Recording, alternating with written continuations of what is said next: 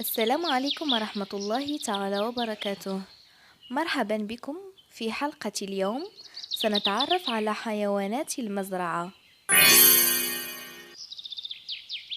كلب كلب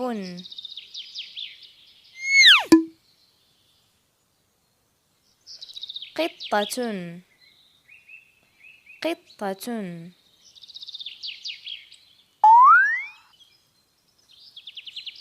ديك رومي ديك رومي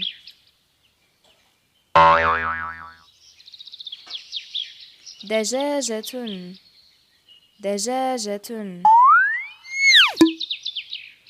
ديك ديك كتكوت كتكوت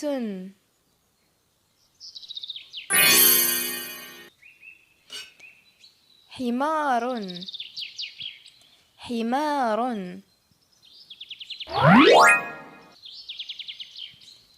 حصان حصان بقرة بقرة ثور ثور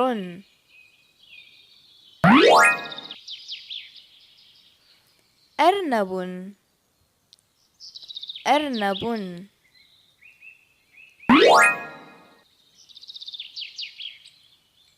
ماعز ماعز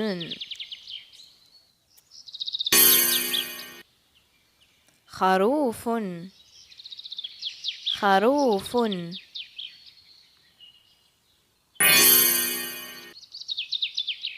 بطة بطة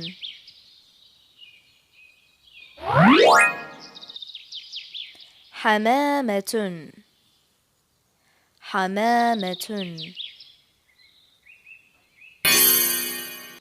سؤال الحلقة: ما الحيوان الذي ليس من حيوانات المزرعة؟